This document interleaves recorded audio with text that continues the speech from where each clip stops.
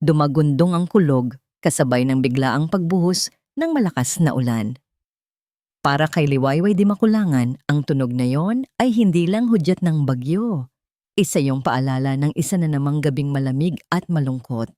Bawat patak ng ulan na humahampas sa yero ng mga gusali sa Maynila ay tila karayom na tumutusok sa pagod niyang katawan. Hinigpitan niya ang hawak sa strap ng kanyang luma at nagkukulay na bag na para bang doon siya humuhugot ng lakas para iangat ang mabibigat na mga binti. Maghapon siyang nagkuskos ng sahig, nagpunas ng salamin, at nagtapon ng basura sa isang opisina sa Makati. Ang sahod para sa araw na yon ay nasa loob ng kanyang bulsa.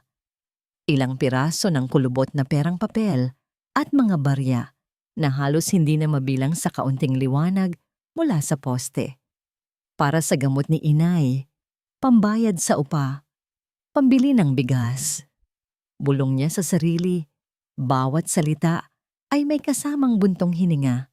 Ang bawat sentimo ay mayroon ng patutunguhan. Walang puwang para sa luho, ni kahit sa isang simpleng payong na sanay naging panangga niya sa rumaragasang ulan. Habang naglalakad sa gilid ng kalsada, iniiwasan ang mga sasakyang nagpapaulan ng maruming tubig. Isang tanawin ang pumukaw sa kanyang pansin. Sa ilalim ng maliit na silong ng isang saradong tindahan, may isang mag-ama na magkayakap upang labanan ng ginaw. Ang lalaki, na marahil ay nasa 30 anyos, ay may magulong buhok at balbas, suot ang maruming t-shirt at punit-punit na pantalon. Sa kanyang bisig ay isang munting bata, mga 6 na taong gulang siguro, na nanginginig at isiniksik ang mukha sa dibdib ng ama. Napahinto si Liwayway. Sa sandaling iyon, nakalimutan niya ang sariling pagod at gutom. Ang nakikita lamang niya ay ang dalawang nilalang na tila isinuko na ng mundo. Ang bata ay umubo, isang tunog na tuyo at mahina, na tila kutsilyong humiwa sa puso ni Liwayway. Automatiko siyang napakapa sa kanyang bulsa. Naramdaman niya ang mga barya, sapat lang para sa isang sakay sa dive at marahil sa 2 piraso ng pandesal para sa kanyang hapunan. Tumingin siya sa mag-ama. Pagkatapos ay sadaan pa uwi sa kanilang masikip na inuupahang kwarto. Nandoon ang kanyang nanay, naghihintay, marahil ay nag-aalala na rin. Ngunit ang panginginig ng bata, ang desperadong itsura sa mga mata ng ama nito, habang pinapayungan ng sariling kamay ang ulo ng anak, may kung anong tumulak sa kanya. Hindi niya kayang talikuran na lang sila. Paano kung sila ang kanyang pamilya? Paano kung si inay ang nasa kalagayan nila? Dahan-dahan siyang lumiko at tinahak ang daan patungo sa isang maliit na panaderya sa kanto na bukas pa. Ang amoy ng bagong lutong tinapay ay sumalubong sa kanya. Isang amoy na nagpapaalala ng karangyaan na hindi niya kayang abutin. Pabili po ng mainit na pandesal, sabi niya sa tindera. Inilabas ang halos lahat ng barya sa kanyang palad. May dalang isang supot ng mainit na tinapay. Bumalik si Liwayway sa kinatatayuan ng mag-ama. Dahan-dahan siyang lumapit, takot na baka magulat sila o isiping may masama siyang balak. Napansin siya ng lalaki. Agad itong niyakap ng mahigpit ang anak. Ang mga mata nito ay puno ng pag-iingat at pagod. Hindi nagsalita si Liwayway. Ngumiti lang siya. Isang ngiting pagod pero totoo, at inilahad ang supot ng tinapay. Nagulat ang lalaki. Tumingin ito mula sa tinapay, patungo sa mga mata ni Liwayway, na para bang hindi makapaniwala sa nakikita. May pag-aalinlangan sa kanyang mukha. Sa mundo nila, ang kabutihan ay isang pambihirang bagay. Para po sa inyo, mahinang sabi ni Liwayway. Mainit pa po yan, para hindi ginawin ng bata. Dahan-dahan, na tila natatakot na baka isa lang itong panaginip, inabot ng lalaki ang supot.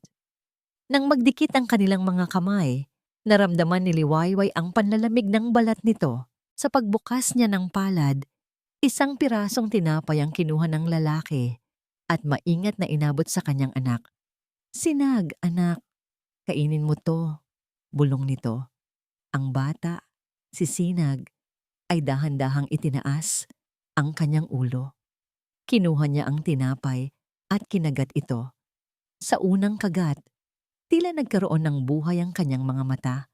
Tumulo ang luha sa mata ni Liwayway habang pinapanood sila. Sa sandaling iyon, ang halaga ng mga baryang binitawan niya ay walang-wala kumpara sa init na naramdaman niya sa kanyang puso. Tumalikod na siya para umalis.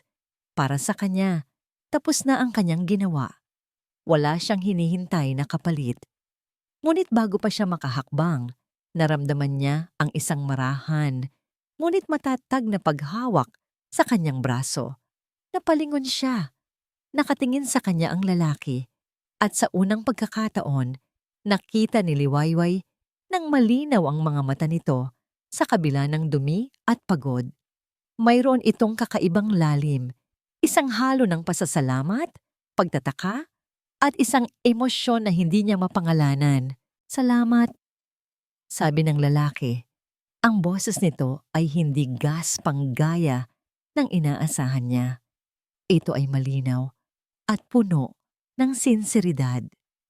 Maraming salamat. Miss, ano ang pangalan mo? Sa buong magdamag, hindi halos nakatulog si Amihan. Ang malambot na kutsyon sa kanyang mansyon ay tila naging mga nagbabagang uling. At ang katahimikan ng kanyang silid ay binasag ng paulit-ulit na pag-echo sa kanyang isip ng isang simpleng tanong. Ano ang pangalan mo? Ang pangalang iyon, Liwayway. Kasing ganda ng kahulugan nito. Isang bukang liwayway sa madilim niyang paghahanap. Kinabukasan, sinadya niyang bumalik sa lugar kung saan sila unang nagkita. Kasama niya si Sinag na ngayon ay may ngiti na sa mga labi. Ang isang supot ng pandesal mula sa isang estranghero ay nagawa ang hindi nagawa ng lahat ng laruan at mamahaling pagkain sa kanilang tahanan. Ang bigyan ang kanyang anak ng panandaliang kaligayahan. Hindi nagtagal, natanaw nila si Liwayway. Papalabas mula sa isang eskinita, bitbit ang isang maliit na bayong. Ang itsura nito ay ganoon pa rin, pagod, simple, ngunit may dignidad sa bawat hakbang. Nang makita sila nito, isang ngiti ang sumilay sa mga labi nito, isang ngiting nagpaliwanag sa buong umaga ni Amihan. Han! Sinag! Kumusta na kayo? Bati nito. Ang boses ay may halong sinserong pag-aalala. Saan kayo natulog kagabi? Hindi ba kayo ginaw? Ayos lang kami, sagot ni Amihan. Pinipigilan ang sarili na sabihing natulog siya sa isang kama na mas malaki pa sa buong bahay nito. Salamat ulit sa tinapay kagabi. Iniligtas mo kami. Iginiya sila ni Liwayway, papasok sa masikip na eskinita hanggang sa marating nila ang isang maliit na kwartong gawa sa pinagtagpi-tagping yero at lumang kahoy. Ang tahanan nito, maliit, simple, ngunit kapansin-pansin ang kalinisan. Sa isang sulok ay may isang papag kung saan nakahiga ang isang matandang babae, ang ina ni Liwayway. Ipinakilala sila ni Liwayway. Sa kabila ng karamdaman, ngumiti ang ina nito at nagpasalamat din sa kanila. Hindi nagtanong kung sino sila o saan sila galing. Ang mahalaga lang ay naroon sila, tinutulungan ng anak niya. Nang hapong iyon, ibinahagi ni Liwayway ang kanilang simpleng pananghalian, isang mangkok ng kanin at 2 pirasong tuyo. Para kay Amihan, na sanay sa mga piging at mga pagkaing may komplikadong pangalan, ang pagkain sa sahig kasama si Liwayway at Sinag ay mas masarap pa sa kahit anong handaan. Nakita niya kung paano hinimay ni Liwayway ang isda. Para kay Sinag, tinitiyak na walang tinik na makakasama rito. Nakita niya ang pag-aalaga sa mga mata nito, isang bagay na hindi nabibili ng pera. Sa mga sumunod na araw, naging bahagi na sila ng simple nilang mundo. Habang si Liwayway ay nasa trabaho, si Amihan naman, sa kanyang pagkukunwari bilang si Han, ay humanap ng paraan para makatulong. Isang gabi, Napansin niya ang isang tulo sa kanilang bubong. Sa tuwing umuulan, isang balde ang nagsisilbing tagasalo ng tubig ulan. Ang tunog ng bawat patak ay tila dagdag na problema sa kanilang mga isipin. Kinabukasan, habang wala si Liwayway, umakyat si Amihan sa bubong. Gamit ang ilang piraso ng yero na nakita niya sa basurahan at ilang pako na binili niya mula sa kaunting perang dala, kinumpunin niya ang butas. Hindi ito perpekto, ngunit sapat na para pigilan ang pagtulo. Hindi niya ito sinabi kay Liwayway. Nasiyahan na siyang makita ang gulat at pagtataka sa mukha nito nang sumunod na umulan at wala nang tumulong tubig mula sa kanilang kisame. Lalong naging malapit si Sinag kay Liwayway. Isang hapon, habang tinuturuan siya ni Liwayway na magsulat ng kanyang pangalan, bigla na lang siyang tinawag ng bata. "Tita Liway," sabi ni Sinag, nakatingala sa kanya na may paghanga. Napahinto si Amihan sa kanyang ginagawa. "Tita Liway." Ang sarap pakinggan. Nakita niya kung paano niyakap ni Liwayway ang kanyang anak. Isang yakap na puno ng kalinga na matagal nang hinahanap-hanap ni Sinag mula nang pumanaw ang kanyang ina. Sa sandaling iyon, alam na ni Amihan, sa gitna ng kahirapan at kasinungalingan, natagpuan na niya ang babaeng hindi lang para sa kanya, kundi para na rin sa kanyang anak. Gabi. Umuwi si Liwayway mula sa trabaho, pagod na pagod gaya ng dati. Mula sa kinauupuan niya sa isang sulok, pinanood siya ni Amihan. Pinanood niya itong maghugas ng mga paa, maghanda ng hapunan, at asikasuhin ang kanyang ina. Walang reklamo. Isang ngiti lang kapag nginitian ni Sinag. At doon bumigat ang dibdib ni Amihan. Isang kasinungalingan.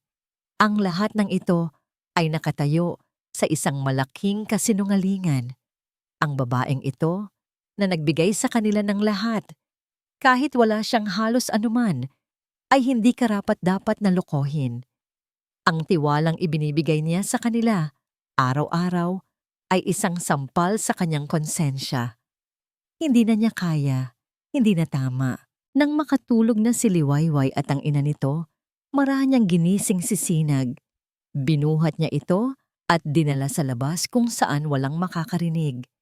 "Anak," bulong niya habang hinahaplos ang buhok ng bata. "Si Tita Liway mo. Mabuti siyang tao, di ba?" Tumango si Sinag. "Mahal ko po siya, Papa."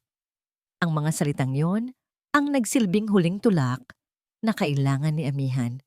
Tumingin siya sa bintana ng munting tahanan ni Liwayway. Isang munting ilaw ng pag-asa sa madilim na eskinita. "Anak, bukas, ipapakita natin kay Liwayway kung sino talaga tayo." Kakaiba ang nangitinihan nang puntahan niya si Liwayway kinaumagahan. May kung anong kaba sa kanyang mga mata na pilit tinatago ng isang pananabik na hindi maipaliwanag ni Liwayway. "Liway, may gusto sana akong puntahan natin ni Sinag." Sabi nito, ang boses ay mas seryoso kaysa karaniwan. "May gusto akong ipakita sa'yo. Isang bagay na mahalaga sa akin."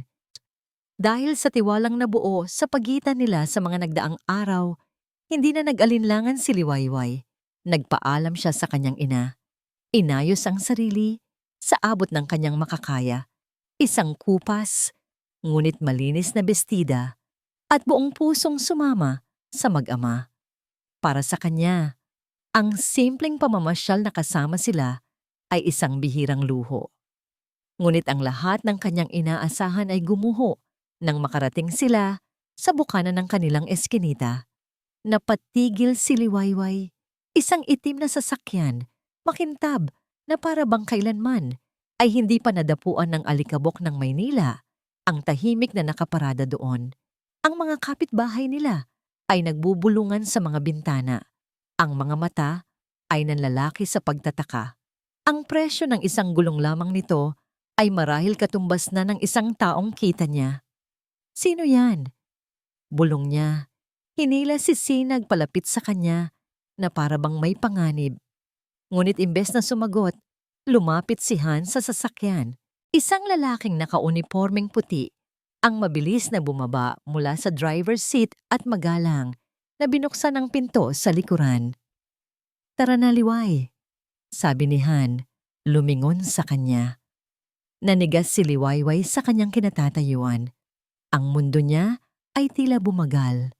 Si Han, ang marungis na si Han, na kasama niyang kumain ng tuyo. Ang lalaking umakyat sa kanilang bubong para kumpunihin ang butas, ay ngayon nakatayo sa tabi ng isang kotseng pangmayaman. "Ano? Anong ibig sasabihin nito, Han?" tanong niya. Ang boses ay nanginginig. Isang malungkot na ngiti ang ibinigay sa kanya ni Han. "Ipapaliwanag ko ang lahat. Pakiusap, sumama ka sa akin."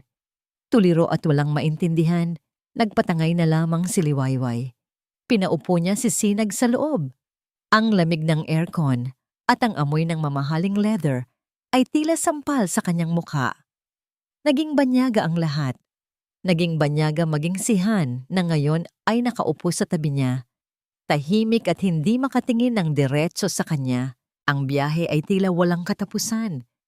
Iniwan nila ang pamilyar na gulo at ingay ng baryo mahinahon. Bawat metro na kanilang tinatahak ay tila naglalayo sa kanya mula sa mundong kanyang kinagisnan. Dumaan sila sa mga lugar na sa telebisyon niya lang nakikita. Mga subdivision na may nagtataasang pader at mga gwardiya. Hanggang sa huminto sila sa harap ng isang naglalakihang tarangkahan na gawa sa itim na bakal na may nakaukit na gintong mga letra, Hacienda Dorada. Dahan-dahang bumukas ang tarangkahan na para bang mga kamay na nag-aanyaya sa kanila sa ibang mundo. Bumungad sa kanila ang isang malawak na hardin na may mga bulaklak na hindi pa nakikita ni Liwayway sa buong buhay niya. Sa dulo ng mahabang daanan ay isang mansyon, hindi, isang palasyo, na puting-puti at kumikinang sa ilalim ng sikat ng araw. Huminto ang sasakyan. Bumaba si Han. Pagkatapos ay pinagbuksan siya ng pinto. Ngunit hindi makagalaw si Liwayway. Nananatili siyang nakaupo, nakatingin sa palasyong nasa harapan niya, habang ang kanyang puso ay dumadagundong sa kaba at pagkalito. "Liwayway!" Mahinang tawag ni Han. Doon na siya napilitang bumaba. Bawat hakbang niya sa makinis na bato ng driveway ay tila isang pagtapak sa apoy. Ang hangin ay iba.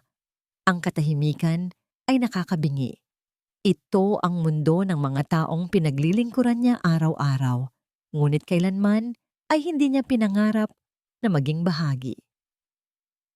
"Nasaan tayo, Han?" tanong niya. Ang boses ay halos hindi marinig. "Kaninong bahay to?" Huminga ng malalim si Han. Ito na ang sandali. Ang sandali ng pagbagsak ng kanyang maskara. "Liwayway." Simula niya, ang boses ay basag at puno ng pagsisisi. "Patawarin mo sana ako. Hindi Han ang totoo kong pangalan." Tumingin ito sa kanyang mga mata at nakita ni Liwayway ang sakit doon. "Ako si Amihan Del Mar." At ito, sabay kumpas niya sa buong paligid na tila pasan ang buong daigdig. "Ito ang aking tahanan." Para kay Liwayway, ang mga salitang iyon ay isang malakas na sampal. Mas malakas pa sa sampal ng kahirapan. Ang lahat ng piraso ng palaisipan ay biglang nagkabit-kabit sa kanyang isipan. Ang kanilang pagkukunwari, ang kanilang biglaang pagdating, ang kanyang pagtulong. Lahat ay bahagi ng ano? Nagsimulang mag-unahan ang mga luha sa kanyang mga mata. Ngunit hindi ito luha ng lungkot. Luha ito ng matinding galit, ng kahihiyan. Ang kabutihang ipinakita niya, ang kaunting pag-asa na nagsimulang tumubo sa kanyang puso. Para saan? Para sa isang eksperimento? Isang kasinungalingan. Bulong niya. Nanginginig ang buong katawan. Lahat pala ay isang malaking kasinungalingan. "Liway, makinig ka." Pilit ni Amihan. Sinusubukang abutin ang kanyang kamay.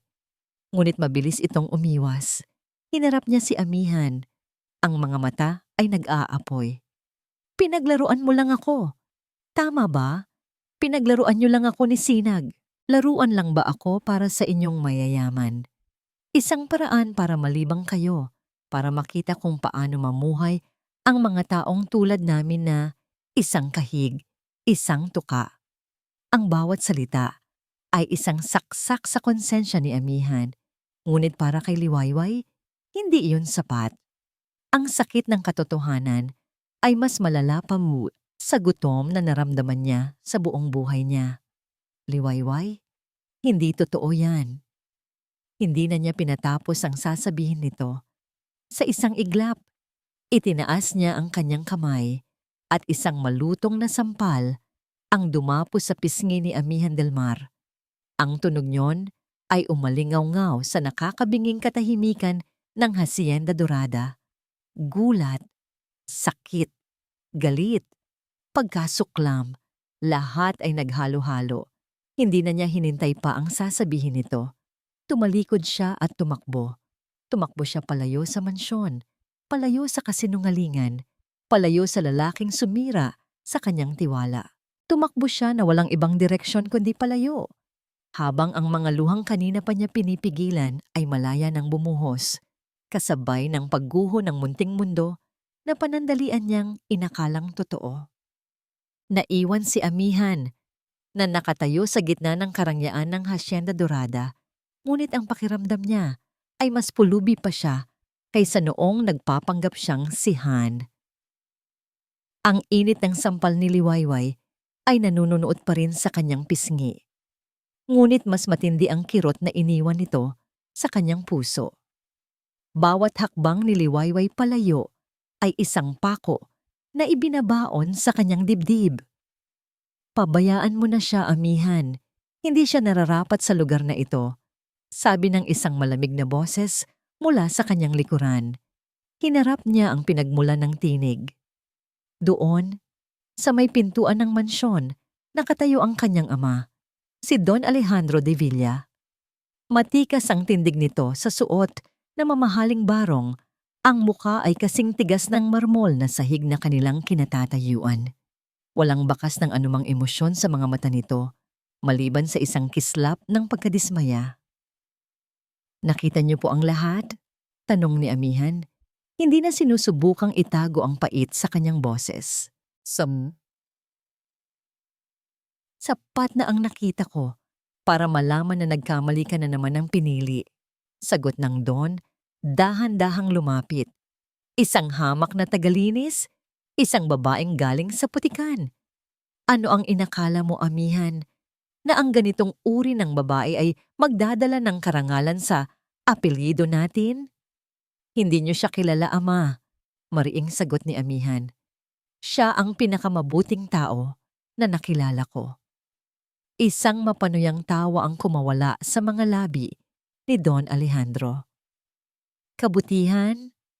Ang kabutihan ay hindi nakakain, anak. At lalong hindi iyan ang magpapatakbo ng ating negosyo. Ang mga tulad niya, iisa lang ang habol, ang pera natin. Naghihintay lang ng tamang pagkakataon para makahutot. Nagkakamali kayo, sigaw ni Amihan. Ang desperasyon ay nagiging galit. Kung pera lang ang habol niya, sana ay kinuha na niya ang lahat ng pagkakataon. Pero hindi. Tinulungan niya kami noong wala kaming wala. Dahil iyon ang kanilang pain, Amihan. Isang drama para makuha ang iyong simpatsya. Ganti ng kanyang ama, ang boses ay nanatiling kalmado, ngunit may talim. Kalimutan mo na siya. Bago pa mahuli ang lahat, tumalikod si Don Alejandro at pumasok sa loob ng mansyon na para bang tapos na ang usapan. Ngunit para kay Amihan, nagsisimula pa lang ito. Hindi niya hahayaang yurakan ng kanyang ama ang alaala ng kabutihang ipinakita ni Liwayway. Hindi na siya nagsayang ng oras. Sumakay siya muli sa kotse, hindi alintana ang mga utos ng kanyang ama. Kailangan niyang makausap si Liwayway. Kailangan niyang ipaliwanag ang lahat. Ngunit ang pader na itinayo ni Liwayway sa pagitan nila ay mas matibay pa sa pader ng hasyenda. Nang marating niya ang baryo mahinahon, pumuhos muli ang ulan na tila nakikidalamhati sa kanyang kabiguan. Tumayo siya sa labas ng munting bahay ni Liwayway. Basang-basa, isinisigaw ang pangalan nito. Liwayway, pakiusap! Kausapin mo ako! Liwayway! Nakita niya ang paggalaw ng kurtina sa bintana, ngunit walang bumukas ng pinto. Ang katahimikan mula sa loob ay mas malakas pa sa kanyang mga sigaw. Ilang oras siyang naghintay doon, umaasa, hanggang sa ang kanyang boses ay halos mamaos na at ang kanyang damit ay naninigas na sa lamig. Sa huli, wala siyang nagawa kundi ang sumuko. Kinabukasan, isang balita ang gumimbal sa buong baryo. Isang itim at eleganteng kotse, mas makintab pa sa kotseng nagdala kay Liwayway kahapon, ang pumasok sa kanilang masikip na eskinita. Bumaba mula rito si Don Alejandro de Villa na para bang isang hari na bumibisita sa kanyang mga alipin. Diretso itong naglakad patungo sa bahay ni Liwayway. Naglabasan ang mga kapitbahay, nagbubulungan, nagtataka kung anong mahalagang tao ang napadpad sa kanilang lugar. Binuksan ni Liwayway ang pinto. Ang mukha ay nagpapakita ng pagod mula sa magdamag na pag-iyak. Ngunit nang makita niya ang lalaking nakatayo sa kanyang harapan, ang pagod ay napalitan ng pagkalito at kaba. Hindi ngumiti si Don Alejandro. Tinitigan niya si Liwayway mula ulo hanggang paa na may halong pagkasuklam.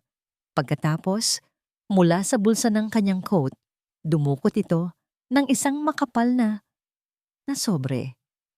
Sa harap ng lahat ng mga nakatingin, ibinukas niya ito. Isang bungkos ng tig-1,000 piso ang kanyang kinuha. At doon, sa harap ni Liwayway at ng kanyang mga kapitbahay, dahan-dahan niyang binitiwan ang mga ito.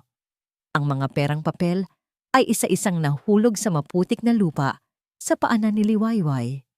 Ayan, sabi ni Don Alejandro, ang boses ay malamig at malinaw, sapat para marinig ng lahat. Bayad para sa ilang araw na pag-aalaga mo sa anak at apo ko. Sana ay sapat na yan para bilhin ang lahat ng gusto mo at para lubayan mo na kami. Isang kolektibong paghinga ng gulat ang narinig mula sa mga kapitbahay. Ang kahihiyan ay tila isang mainit na sampal sa mukha ni Liwayway. Nakita niya ang mga mapanuring tingin, ang mga bulungan. Ngunit sa gitna ng matinding pagkapahiya, may kung anong nag-alab sa kanyang kalooban. Huminga siya ng malalim. Dahan-dahan, yumuko siya. Ngunit hindi para damputin ang pera, para sa sarili. Isa-isa niyang pinulot ang bawat piraso ng maruming salapi. Ang kanyang mga kamay ay nanginginig, hindi sa takot, kundi sa galit. Nang makumpleto niya ang lahat, tumayo siya ng tuwid. Lumapit siya kay Don Alejandro. Ang mga mata niya ay hindi nagpapakita ng luha, kundi ng isang dignidad na hindi matitinag. Inilahad niya ang pera, pabalik sa Don. Salamat po, sabi niya. Ang boses ay kalmado ngunit matatag. Pero hindi ko po kailangan yan. Hindi po nabibili ang dignidad ko. Natigilan si Don Alejandro. Isang kislap ng inis ang dumaan sa kanyang mga mata. Hindi niya inaasahan ang ganitong katapangan. Kinuha niya ang pera, hindi dahil sa gusto niya, kundi dahil wala na siyang ibang magawa. Ngumisi siya, isang nangising hindi umabot sa kanyang mga mata. Talaga ba? Bulong niya. Sapat lang para marinig ni Liwayway. Tingnan natin kung hanggang kailan tatagal yang dignidad mo.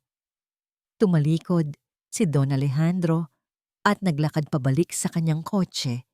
Iniwan si Liwayway na nakatayo roon, nahihiya, nasasaktan, ngunit hindi talunan. At sa kanyang pag-alis, isang binhi ng mas masamang plano ang nagsimula nang tumubo sa isipan ng Don. Habang bumibiyahe ang sasakyan palayo sa baryo mahinahon, Ang katahimikan sa loob ay nababalot ng isang tensyon na halos nahihipo. Hindi umimik si Don Alejandro de Villa. Ang kanyang mga kamay ay mahigpit na nakakuyom sa ibabaw ng kanyang tuhod. Ang mga ugat ay lumilitaw. Ang marangyang interior ng kotse na karaniwang nagbibigay sa kanya ng pakiramdam ng kapangyarihan at kontrol ay tila isang kulungan. Ang imahe ni Liwayway ay hindi maalis sa kanyang isipan. Hindi ang kanyang mukha na puno ng luha, kundi ang kanyang mga mata nang ibalik niya ang pera. Walang takot. Puno ng isang matigas na dignidad na tila isang personal na insulto sa kanya. Hindi po nabibili ang dignidad ko. Ang mga salitang yon. Paulit-ulit itong umalingaw sa kanyang isipan. Isang matinis na tunog na gumising sa isang multo mula sa nakaraan. Isang multong matagal na niyang sinubukang ibaon sa limot. Napapikit siya at ang marangyang kalsada ng Forbes Park ay biglang naglaho. Napalitan ito ng isang imahe mula sa halos 30 taon na ang nakalipas. Isang mas batang Alejandro, hindi pa isang Don, puno pa ng tiwala sa mundo at sa kabutihan ng tao. Noon, may isang babae rin. Ang pangalan niya ay Elena. Dumating din siya sa kanila na parang basang sisiw, may mga matang kayang lumuha sa isang kisap mata. Ang kwento niya ay halos kapareho, isang pamilyang naghihirap, isang amang may malubhang karamdaman, isang pangangailangang hindi kayang hintayin. Naawa si Alejandro. Ang puso niya, na hindi pa kasing tigas ng bato, ay nadurog sa kanyang mga hikbi. Binigyan niya ito ng trabaho sa kanilang kumpanya. Ipinagkatiwala niya rito ang maliliit na bagay. Nakalaunan ay lumaki. Nakuha ni Elena ang kanyang tiwala, maging ang kanyang paghanga. Pinaniwala siya nito na ang busilak na puso ay matatagpuan kahit sa pinakamaruming sulok ng lipunan. Isang pagkakamali. Isang napakalaking pagkakamali. Isang araw, sa bisperas ng isang napakahalagang transaksyon sa negosyo na mag-aangat sa kanilang pamilya, sa pinakamataas na antas, nawala si Elena. Kasama niya, nawala ang mga mahahalagang dokumento at isang malaking halaga ng pera na ipinagkatiwala sa kanya. Ngunit ang pinakamasakit ay hindi ang pagkawala ng pera. Iyon ay ang pagkakatuklas na ang lahat ng kwento nito, ang may sakit na ama, ang kahirapan, ay pawang kasinungalingan. Ginamit siya nito. Ang kanyang kabutihan ay naging isang sandata laban sa kanya. Ang pamilya de Villa ay muntik nang bumagsak, hindi dahil sa kakulangan sa yaman, kundi dahil sa kahihiyang idinulot ng isang babaeng galing sa wala. Minulat ni Don Alejandro ang kanyang mga mata, tapos na ang alaala, ngunit ang pait ay nananatili. Ang liwayway na ito, nakikita niya si Elena sa kanya. Ang parehong mga mata na nagpapanggap na mahinhin, ang parehong tapang na nagbabalat kayo bilang dignidad. Para sa kanya, lahat sila ay pare-pareho. Mga ahas na naghihintay ng tamang pagkakataon para tumuklaw. At ang anak niya, si Amihan, ay bulag na tinatahak ang parehong landas na muntik nang ikawasak niya. Hindi niya yon papayagan, hindi na muli. Pagdating niya sa Hacienda Dorada, diretso siya sa kanyang pribadong aklatan. Ang silid ay puno ng mga lumang libro at mamahaling antique, ngunit ang hangin ay malamig at walang buhay. Kinuha niya ang isang litrato sa kanyang mesa.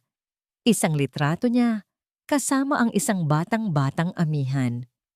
Napatingin siya sa larawan ni Liwayway na kinuha ng kanyang imbestigador. Ipinatong niya ito sa tabi ng kanilang lumang litrato. Sa kanyang isipan, ang mukha ni Liwayway at ang mukha ni Elena ay nagpatong, naging isa. Isang banta, isang cancer na kailangang tanggalin. Pinindot niya ang isang maliit na butones sa kanyang intercom. "Lorna, pumunta ka dito." Ilang sandali lang, Pumasok ang isang babaeng nasa mga 50 anyos, si Tita Lorna. Mahigit 30 taon na itong naninilbihan sa pamilya de Villa. Siya ang pinakapinagkakatiwalaan niyang katulong, ang nakakaalam ng halos lahat ng lihim ng hasyenda. Tumayo si Don Alejandro at lumapit sa isang nakatagong safe sa likod ng isang painting. Binuksan niya ito at kinuha ang isang maliit na kahon na yari sa pilus. Inilapag niya ito sa mesa. "Lorna," sabi niya, ang boses ay walang emosyon. "Kilala mo ang babaeng kasama ni Amihan?" Tumango si Lorna, ang mga mata ay nakatungo sa sahig. "Opo, Don." "Ang pera ay hindi sapat para palayuin siya," patuloy ng Don. "Kailangan natin ng isang bagay na permanenteng dudurog sa kanya. Isang bagay na sisira sa imahe niya, hindi lang sa mata ni Amihan, kundi sa mata ng buong mundo." Dahan-dahan niyang binuksan ang kahon. Sa loob, isang kwintas na diamante ang kumikinang. Ito ay isang pamana ng pamilya, isang alahas na isinusuot ng mga babaeng de Villa sa loob ng maraming henerasyon. "Gusto kong itanim ito sa mga gamit niya," sabi ni Don Alejandro. Ang bawat salita ay tila isang patak ng lason. "Gusto kong palabasin na ninakaw niya ito." Itinaas ni Lorna ang kanyang paningin at sa unang pagkakataon, nakita ng Don ang pag-aalinlangan sa mga mata nito. Ngunit isang tingin lang mula kay Don Alejandro ay sapat na para burahin iyon. "Gawin mo ang lahat para isipin ng mundo na siya ay isang magnanakaw." Utos niya, ang boses ay malamig at pinal. Inabot niya ang kahon kay Lorna. Nag-aatubiling kinuha ito ng matanda. Naramdaman niya ang bigat ng kahon sa kanyang mga palad, hindi dahil sa bigat ng alahas, kundi sa bigat ng kasalanang ipinapapasan sa kanya. Habang hawak niya ang kahon, isang bahagyang panginginig ang gumapang sa kanyang mga kamay. Isang panginginig na hindi napansin o piniling hindi pansinin ng Don. Lumipas ang ilang araw na tila isang mabigat na panaginip para kay Liwayway. Ang bawat bulungan ng mga kapitbahay ay parang mga bubuyog na umuugong sa kanyang tainga. Ang kahihiyang idinulot ng pagdating ni Don Alejandro ay isang malalim na sugat. Isinara niya ang kanyang sarili sa mundo at maging kay Amihan. Ngunit si Amihan ay hindi sumuko. Araw-araw, bumabalik siya sa baryo mahinahon. Ngunit hindi na siya dumarating na sakay ng magarang kotse. Naglalakad lamang siya, suot ang mga simpleng damit, nag-aabang sa labas ng kanilang eskinita. Hindi na siya sumisigaw, naghihintay lang siya, na para bang umaasa na ang kanyang presensya ay sapat na para ipakita ang kanyang sinseridad.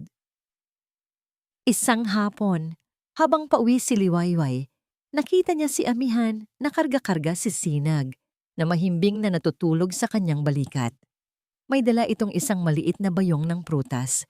Hindi ito para kay Liwayway, kundi para sa matandang kapitbahay nilang si Aling Nena na laging inuubo. Nakita niya kung paano ito kumatok nang marahan at magalang na iniabot ang mga prutas. Ito si Han. Ito ang Han na nakilala niya.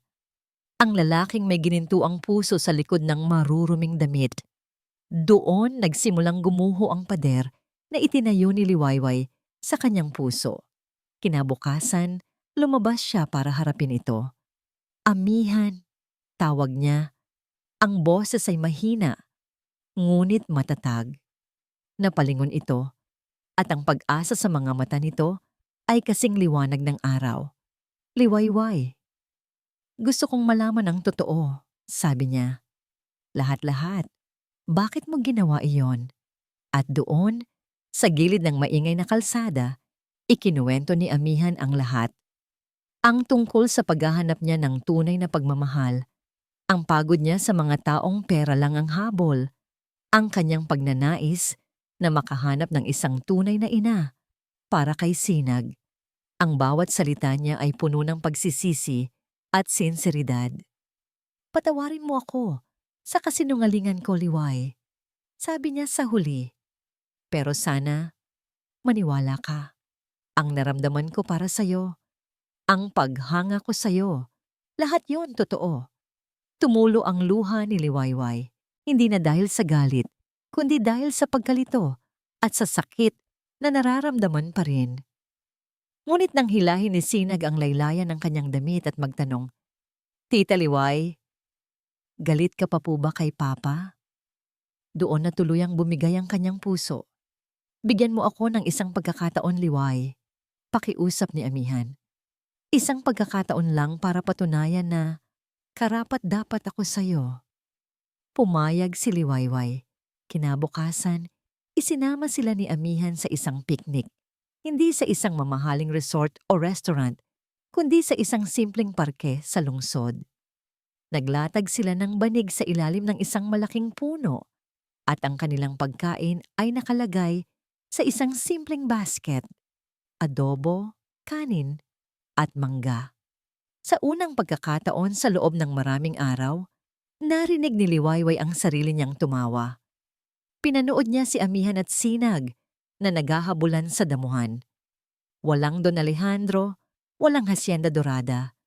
Tanging sila lang tatlo, isang pamilya. Sa sandaling iyon, pinayagan niya ang sarili niyang mangarap. Pinayagan niya ang sarili niyang kiligin habang pinupunasan ni Amihan ang isang butil ng kanin sa gilid ng kanyang labi. Handa akong iwanan ng lahat para sa inyo.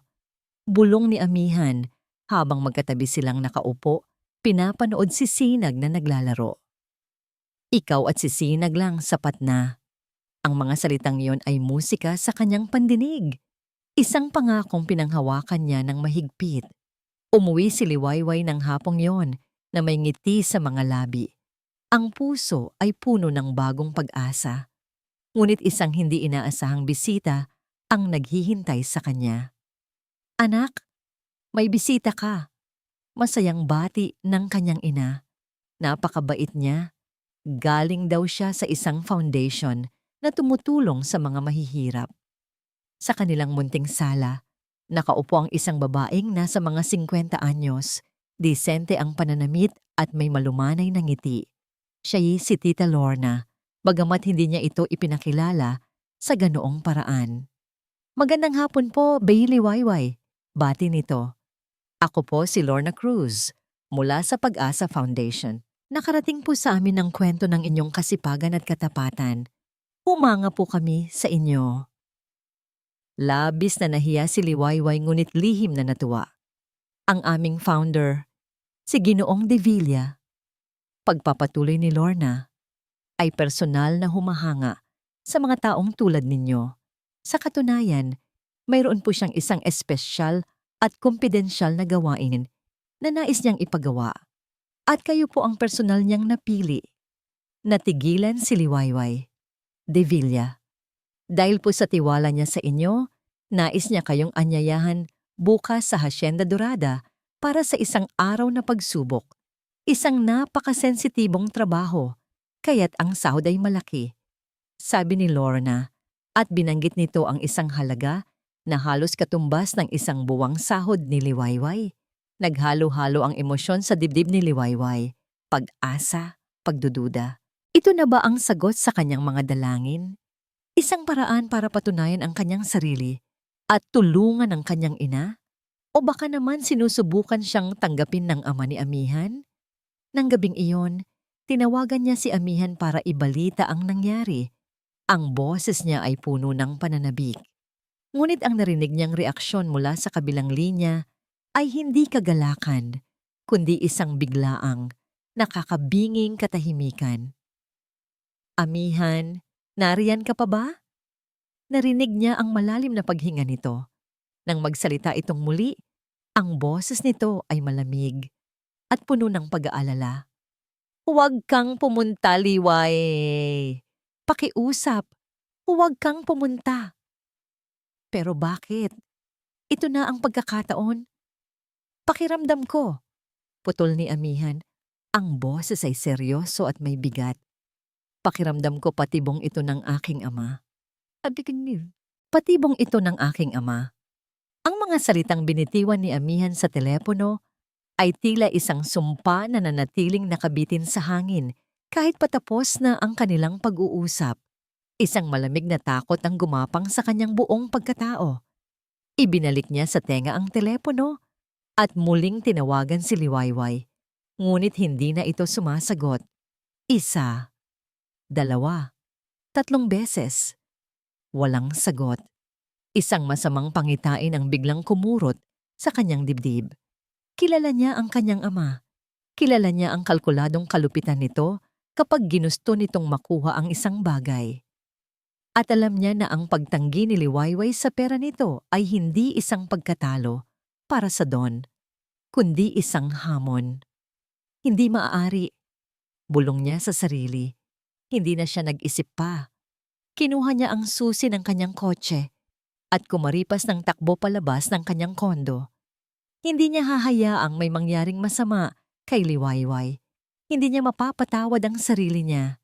Habang mabilis niyang pinapatakbo ang sasakyan sa mga kalsada ng Maynila, ang bawat pulang ilaw sa trapiko ay tila isang personal na kaaway. Pagdating niya sa tarangkahan ng Hacienda Dorada, bumungad sa kanya ang pamilyar na mga gwardiya.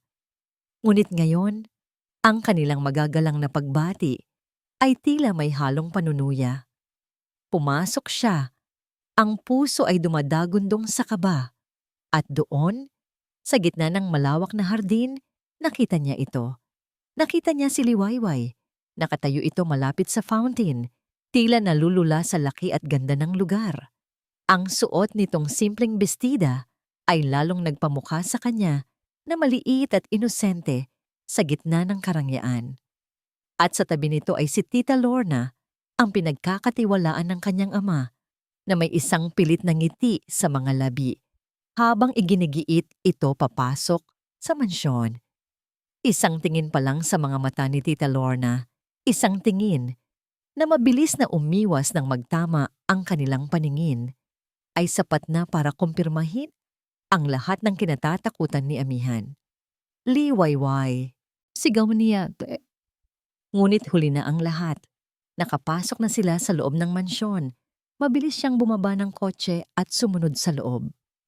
Ngunit pagpasok niya, sinalubong siya ng kanyang ama na tila nagkataon lang na nandoon.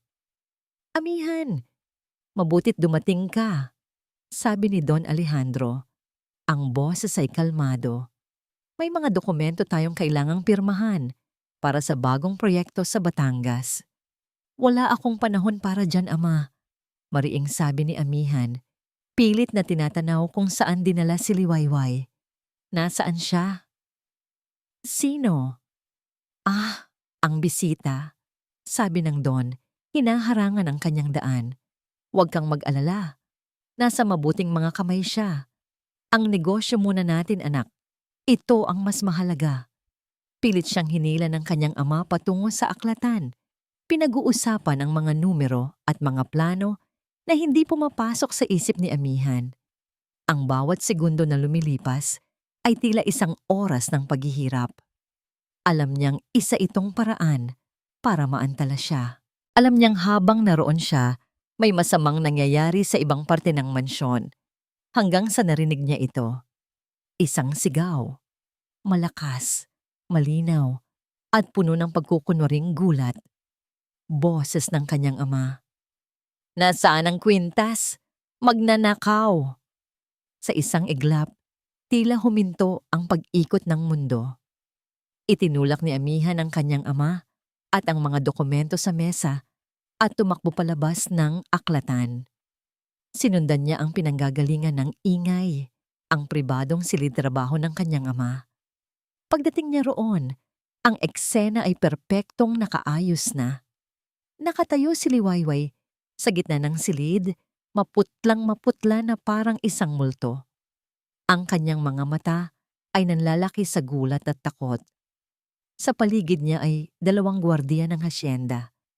Si Don Alejandro ay nakaturo sa isang bukas at walang lamang kahon ng alahas sa ibabaw ng kanyang mesa.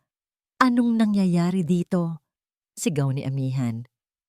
Ang kwintas ng iyong lola, dramatiko niyang sabi. Ang pamana ng pamilya, nawawala. At siya lang ang tanging pumasok dito. Impossible, ganti ni Amihan. Hindi iyan magagawa ni Liwayway.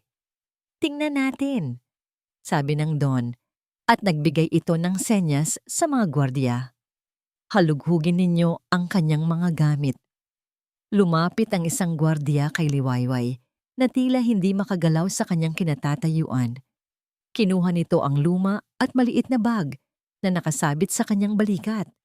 Ang parehong bag kung saan niya unang dinukot ang mga baryang ipinambili sa kanila ng tinapay. Binuksan ng gwardiya ang bag. Sa harap nilang lahat, itinaob nito ang laman sa ibabaw ng isang maliit na mesa. Ilang piraso ng barya, isang lumang pitaka, isang suklay, at isang bagay na kumislap sa ilalim ng ilaw ng chandelier. Isang bagay na hindi dapat naroroon. Dahan-dahan, gamit ang dalawang daliri, itinaas ng gwardiya ang isang kumikinang na kwintas na diamante. Napasinghap si Liwayway. Umiling siya. Ang mga mata ay napuno ng luha ng pagkalito. Hindi sa akin yan. Hindi ko alam. Sinungaling. Dagundong ng boses ni Don Alejandro. Pakana mo ito, ama. Sigaw ni Amihan. Susuguri na sana ang kanyang ama. Ngunit hinarangan siya ng isa pang gwardiya. Alam kong pakana mo ito, desperado ka na. Ngumisi lang si Don Alejandro. Isang ngangisi ng tagumpay. Ang ebidensya ang nagsasalita, anak. Hindi ako. Parang isang masamang dula, biglang bumukas ang pinto at pumasok ang dalawang pulis. Malinaw na nakatawag na ang kanyang ama bago pa man magsimula ang lahat. Siya ang magnanakaw, sabi ng Don. Itinuro si Liwayway. Lumapit ang mga pulis. Hinawakan nila ang braso ni Liwayway. Doon lang tila nagising si Liwayway mula sa kanyang pagkatulala. Nagsimula siyang magpumiglas. Ang mga luha ay malayang dumadaloy sa kanyang mga pisngi. Hindi po. Wala po akong ninakaw. Pakiusap. Wala po akong alam dyan. Pinapanood ni Amihan ang lahat. Walang magawa. Habang pinipigilan siya ng gwardiya. Nakita niya ang takot at kawalan ng pag-asa sa mga mata ni Liwayway habang ipinoposas ang kanyang mga kamay sa likuran. Ang tunog ng pagklik ng posas ay tila isang putok ng baril na bumasag sa kanyang puso. Wala po akong ninakaw. Wala. Paulit-ulit niyang hikbi habang hinihila siya ng mga pulis palabas ng silid, palabas ng kanyang buhay. Ang presinto ng pulisya ay amoy kalawang at pawis. Para kay Liwayway, ito ay amoy ng kawalan ng pag-asa. Nakaupo siya sa isang matigas na upuang kahoy sa loob ng isang maliit at madilim na silid.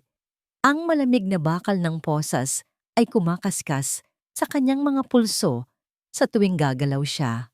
Sa kanyang harapan, isang pulis na may malaking tiyan at pagod na mga mata ang paulit-ulit na nagtatanong ng mga bagay na hindi niya maintindihan. Ulitin mo nga, Miss Di Makulangan, paano napunta ang kwintas sa bag mo kung hindi mo ninakaw? Umiling lang si Liwayway. Ang mga labi niya ay tuyo at ang lalamunan niya ay pagod na, sakay iyak.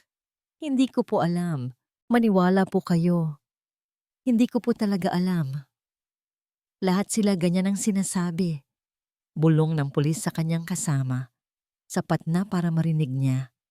Mahirap, pero luho ang gusto. Ang bawat salita ay isang dagok sa kanyang pagkatao. Ang lahat ng ebidensya, ang kanyang kahirapan, ang kanyang pagpunta sa hasyenda, ang kwintas sa kanyang bag ay bumubuo ng isang larawan. Isang larawan ng isang desperadong babae na nagnakaw. Isang kasinungalingan na napaka-perpektong ginawa na nagmumukha ng katotohanan. Ilang sandali pa, pumasok si Amihan. Ang kanyang damit ay gusot, ang buhok ay magulo, at ang mga mata ay namumula sa galit at pag-aalala. Sa likod niya ay isang abogadong naka-Amerikana. Liway? Sabi niya, Lumuhod sa kanyang harapan. Huwag kang mag-alala, nandito ako. Ilalabas kita dito. Ngunit nang tumingin si Liwayway sa mga mata ni Amihan, wala siyang naramdamang ginhawa. Ang nakita lang niya ay ang mundo kung saan ito kabilang. Isang mundo ng kapangyarihan, ng pera, isang mundong kayang magtanim ng ebidensya at sirain ang isang hamak na taong tulad niya sa isang iglap. Ang mundong yon ang sumisira sa kanya. Biglang bumukas ang pinto at pumasok si Don Alejandro kasama ang sarili nitong abogado. Ang kanyang tindig ay kalmado at puno ng awtoridad. Anong ginagawa mo dito, Amihan? Tanong ng Don. Ang boses ay malamig. Hinahayaan mong sirain ng babaeng ito ang pangalan natin? Isang magnanakaw? Tumigil ka, Ama. Sigaw ni Amihan. Tumayo para harapin ito. Alam nating pareho na isa itong malaking kasinungalingan. Babawiin ko ang lahat ng sinabi ninyo. Nagkatinginan ang dalawang abogado at nagsimula ang isang mainit na pagtatalo ng mga salitang legal na hindi maintindihan ni Liwayway. Ngunit ang naintindihan niya ay ang kapangyarihan ng Don. Bawat argumento ng abogado ni Amihan ay sinasagot ng isang mas matibay na argumento mula sa abogado ng kanyang ama. Ang piyansa ay pinigilan. Ang imbestigasyon ay kailangang magpatuloy. Ang lahat ng daan palabas ay tila sarado. Natalo. Walang nagawa si Amihan kundi ang mapaupong muli. Ang apoy sa kanyang mga mata ay napalitan ng isang desperadong lungkot. Dinala si Liwayway sa isang selda, isang maliit na espasyo na may isang sementadong higaan at amoy na hindi niya maatim. May mga ibang babae sa loob. Tinitingnan siya ng may pagtataka at panghuhusga. Umupo siya sa isang sulok, niyakap ang kanyang mga tuhod at doon, sa gitna ng kadiliman, naramdaman niya ang tunay na kahulugan ng pag-iisa, ang kahihiyan, ang sakit, ang pagiging biktima ng isang larong hindi niya kailanman ginustong salihan. Kinagabihan, pinayagan si Amihan na bisitahin siya. Nakatayo ito sa labas ng rehas na bakal, ang mga kamay ay nakahawak ng mahigpit dito. Liway, sabi niya. Ang boses ay basag. Pangako, gagawin ko ang lahat. Ipaglalaban kita kahit anong mangyari. Ibenta ko man ang lahat ng ari-arian ko, ilalabas kita dyan. Pinakinggan ni Liwayway ang kanyang mga pangako. Ngunit ang mga salitang iyon ay hindi na nagbigay ng pag-asa. Sa halip, naging isang paalala ito ng napakalaking agwat sa pagitan nilang dalawa. Siya ang dahilan kung bakit ito nakikipag-away sa sarili nitong ama. Siya ang mantsa sa pangalan ng kanilang pamilya. Siya ang problema. Huwag na, Amihan, sabi niya. Sa wakas ay itinaas ang kanyang paningin. Ang kanyang mga mata ay wala ng luha. Tuyo na, malamig, at walang buhay.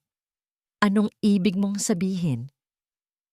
Pagod na ako, sabi niya. Ang bawat salita ay mabigat. Pagod na akong lumaban.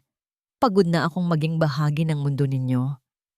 Liway, huwag mong sabihin yan. Tama ang ama mo. Putol niya. Ang boses ay walang emosyon. Isa lang akong pabigat sa'yo. Isang gulo. Mula nang dumating ka sa buhay ko, wala nang nangyaring tama. Hindi totoo yan, Liway. Mahal kita. Mahal? Isang mapait na tawa ang kumawala sa kanyang mga labi. Kung mahal mo ako, palayain mo ako. Kung mahal mo ako, hayaan mo na ako. Tumingin siya sa mga mata nito. Ang kanyang mga mata ay tila 2 piraso ng basag na salamin. Umalis ka na, Amihan. Umalis ka na at huwag ka nang babalik. Kalimutan mo na ako. Bawat salita ay isang saksak sa puso ni Amihan. Nakita niya ang sakit sa mga mata nito, ngunit hindi niya binawi ang kanyang sinabi. Ito ang kailangan niyang gawin. para matapos na ang lahat, para mailigtas si amihan mula sa kanya. Tumalikod si Liwayway at humiga sa sementadong higaan. Tinalikuran ang lalaking nagbigay sa kanya ng panandaliang pag-asa. Narinig niya itong paulit-ulit na tinatawag ang kanyang pangalan. Ang boses ay puno ng paghihirap. Hanggang sa paalisin na ito ng gwardiya. Nang siya na lang ulit ang mag-isa sa dilim, doon na bumuhos ang mga luhang kanina pa niya pinipigilan. Nawala na ang lahat. Ang kanyang dignidad, ang kanyang kalayaan, ang lalaking kanyang minahal. Sa isang sulok ng hasyenda, sa loob ng silid ng mga katulong, pinindot ni Tita Lorna ang play. Sa isang lumang recorder, sa gitna ng katahimikan ng gabi, ang malamig at kalkuladong boses ni Don Alejandro ang umalingaw-ngaw. Gawin mo ang lahat para isipin ng mundo na siya ay isang magnanakaw. Niyakap niya ang recorder. Ang kanyang katawan ay nanginginig sa takot at sa bigat ng kanyang konsensya. Ang mga salitang, "Kalimutan mo na ako," ay isang lason na dahan-dahang kumakalat sa buong sistema ni amihan. Ngunit sa kabila ng sakit, sa kabila ng pagtataboy ni Liwayway, may isang bagay na hindi nagbago. Ang kanyang paniniwala. Alam niyang inosente si Liwayway at alam niyang hindi siya susuko. Umuwi siya sa Hacienda Dorada hindi para magmakaawa, kundi para makipagdigma. Ang pag-ibig niya kay Liwayway ay hindi na lamang isang emosyon. Isa na itong laban para sa katotohanan. Naabutan niya ang kanyang ama sa malawak nitong aklatan. Kalmadong nakaupo sa silyang yari sa mamahaling leather, nagbabasa ng dyaryo na para bang isang normal na araw lamang. Sa mesa, isang baso ng brandy ang naghihintay. Ang normalidad na ito, ang katahimikang ito, ay lalong nagpaalab sa galit ni amihan. Tapos ka na ba sa pag-iyak para sa babaeng yon? Tanong ni Don Alejandro, hindi man lang inaalis ang tingin sa dyaryo. Hindi ako naparito para makipagtalo, ama. Mariing sabi ni amihan. Naparito ako para sabihin sa inyo na itigil nyo na to. Bawiin nyo ang demanda. Palayain nyo si Liwayway. Doon na ibinaba ng Don ang dyaryo. Tumingin ito sa kanya. Ang mga mata ay malamig. At bakit ko gagawin yon? Para hayaan kang magpakasal sa isang magnanakaw at dungisan ang pangalan ng pamilya? Hindi siya magnanakaw at alam nyo yan. Dagundong ng boses ni amihan, ang kamao ay bumagsak sa mesa. Nagpatilapon sa brandy. Ginawa nyo to para sirain siya. Para sirain kami. Gaano na ba katigas ang puso nyo, ama? Ang buong buhay ko, kontrolado nyo. Ang mga kaibigan ko, ang kursong kinuha ko, maging ang babaeng inakala kong mamahalin ko. Pero hindi na ngayon. Si Liwayway ang buhay ko. At kung kailangan kong talikuran ang lahat ng ito, ang pera, ang pangalan, ang hasyenda, para lang makasama siya, gagawin ko. Isang mapanuyang ng ngiti ang gumuhit sa labi ni Don Alejandro. Walang saysay na pag-ibig. Magigising ka rin sa katotohanan, anak. Kapag wala ka ng pera, iiwan ka rin ng babaeng yan, tulad ng ginawa ng lahat ng katulad niya. Hindi siya tulad nila. Lahat sila ay pare-pareho. Ang kanilang sigawan ay umalingaw-ngaw sa buong aklatan, isang digmaan ng dalawang henerasyon, ng dalawang magkaibang pananaw. Ang pag-ibig laban sa kapaitan. Ngunit sa gitna ng kanilang bangayan, isang mahinang katok sa pinto ang pumutol sa lahat. Dahan-dahang bumukas ang pinto. Pumasok si Tita Lorna. Ang karaniwan nitong kompostura ay wala na. Ang kanyang mukha ay basang-basa sa luha. Ang mga kamay ay nanginginig. Habang hawak-hawak ang isang bagay na pamilyar, isang lumang cassette recorder. Anong ginagawa mo dito, Lorna? Umalis ka. Utos ni Don Alejandro. Ngunit hindi sumunod si Lorna. Sa halip, lumakad ito papalapit. Ang bawat hakbang ay itilan napakabigat. Lumuhod ito sa sahig sa pagitan ng mag-ama. Patawad po, Don.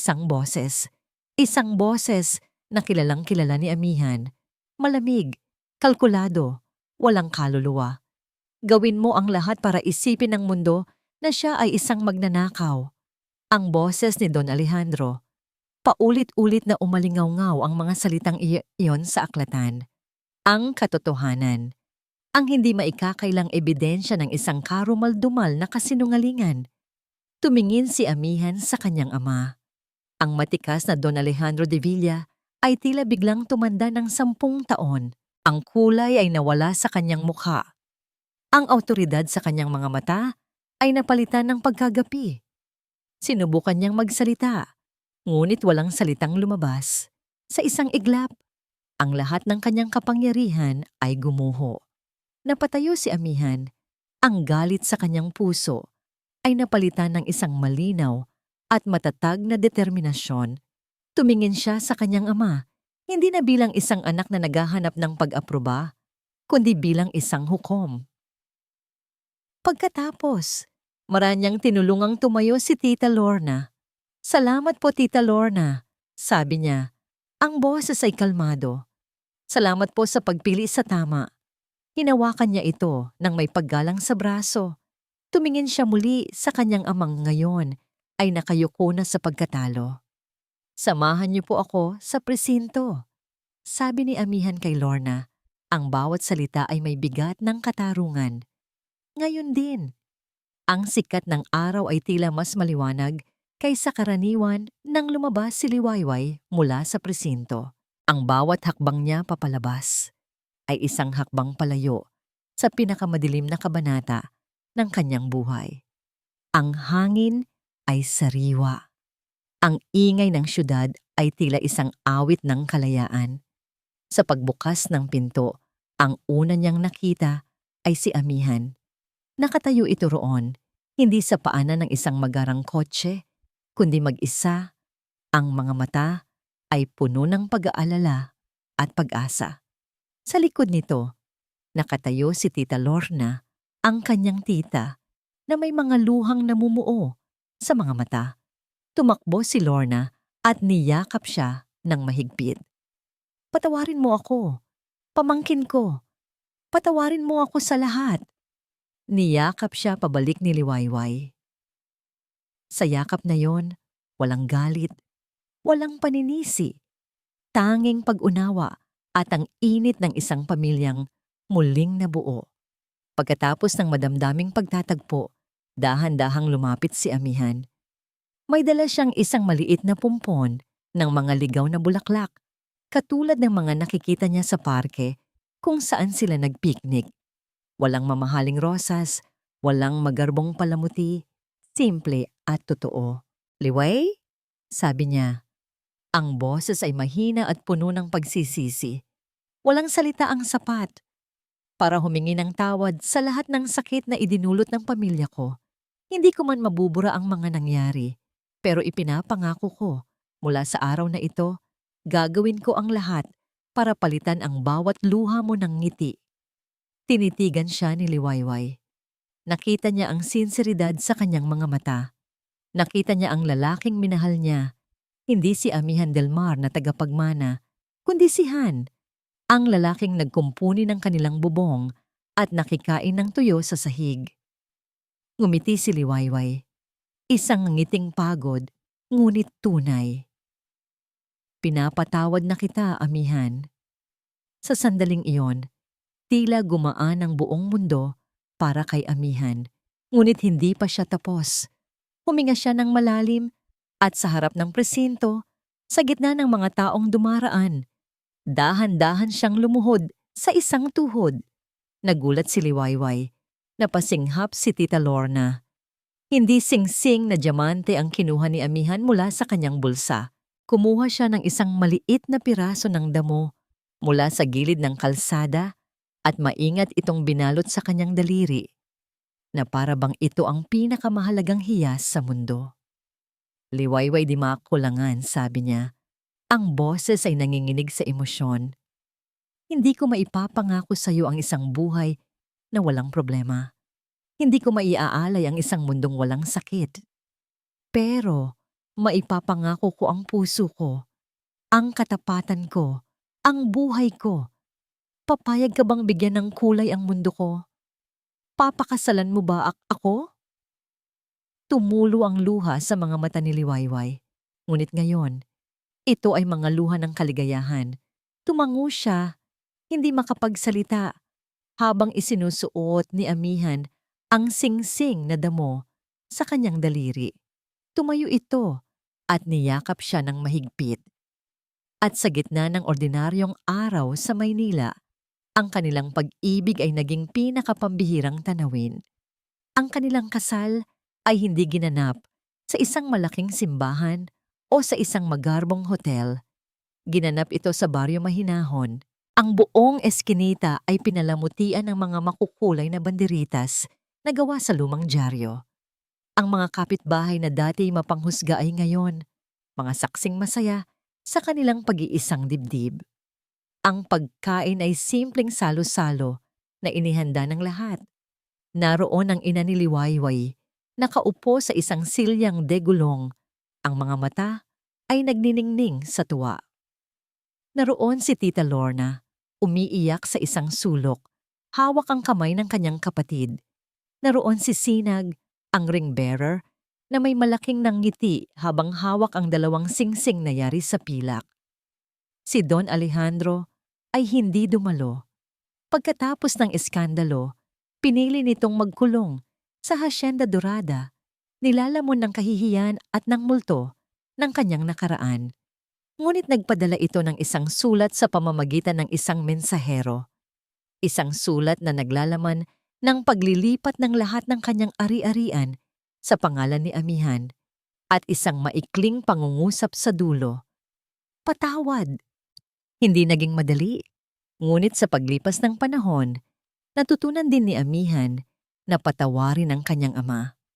Hindi nila tinirhan ang Hacienda Dorada. Sa halip, ginawa nila itong isang bagay na mas makabuluhan.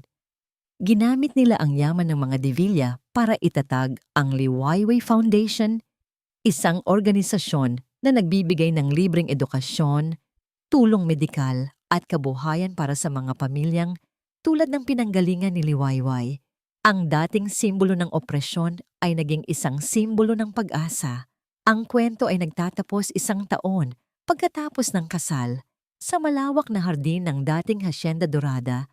Ngayon ay Liwayway Foundation, nagpapatakbo ng masayang si Sinag kasama ang mga ibang bata.